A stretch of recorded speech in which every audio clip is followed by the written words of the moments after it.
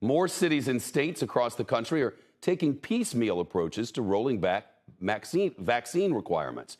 I should say mask requirements. That's what we're talking about here. California recently announced it's lifting the state's indoor mask mandate for vaccinated people only starting tomorrow. But it'll remain in effect for all kids in K-12 schools, at least for now.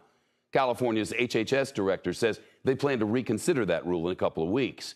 Similar situation in D.C. The mayor there announced today the city will ditch its mask requirement for many public spaces starting next month. People there will no longer be required to mask up in restaurants, gyms, and retail stores, but masks will still be mandated in schools. The former FDA Commissioner Scott Gottlieb joins us now, CNBC contributor, author of Uncontrolled Spread, and board member for Pfizer and Illumina. Doctor, as always, thanks. Some places lifting masks for schools, others still reluctant. Is there a strong case now for lifting these rules for the kids or not? I certainly think that there is. I think we have an opportunity to try to restore some semblance of a normal school year for the spring semester for kids in a lot of schools around the country. You look at places like the Mid-Atlantic, Maryland, the tri-state region in the Northeast, California, Florida, other states where prevalence has fallen very low, and you have a largely vaccinated population. You have a population that has now had COVID through successive waves of infection, so there's a lot of immunity in the population. I think we have an opportunity now to start lifting these mask mandates that we put in place to deal with the epidemic peaks and try to return a sense of normalcy to the school year. These masks are protective. They provide some marginal protection in that congregate setting, but we also know that they're disruptive to learning in certain cases, and so we should lean forward and try to remove them where we can. Well, in New York City, I can go to a restaurant or I can go to a bar or I can go to a store without a mask, but kids in schools have to wear a mask. Should that change now?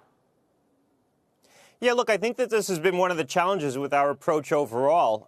We've lifted the mitigation outside the school setting before we leaned in and did it in the schools. I think if we're going to leave certain restrictions in place to try to control spread and try to deal with the pandemic, it ought to be outside the school setting. We ought to be willing to try to lean in, take a little bit more risk in that setting, recognizing that kids are at less risk overall from COVID, and it's also important to try to preserve the school day for children. So I think a lot of the municipalities, a lot of the states that are lifting the mask requirements in schools first, like Connecticut, Virginia for that matter, New Jersey, I think those are prudent steps to try to return as much semblance of normalcy to the school setting as we can.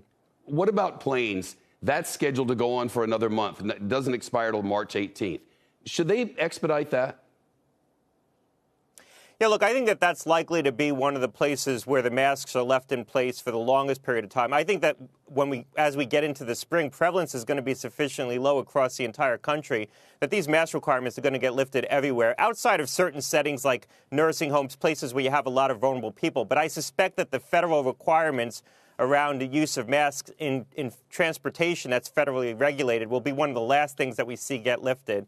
The air quality on planes is quite good. The risk is probably much lower than what we perceive, but a lot of people do feel uncomfortable being in those confined spaces without masks, and I think that's going to weigh on decision-making. That'll weigh on a lot of things, I bet. Dr. Scott Gottlieb, as always, thank you.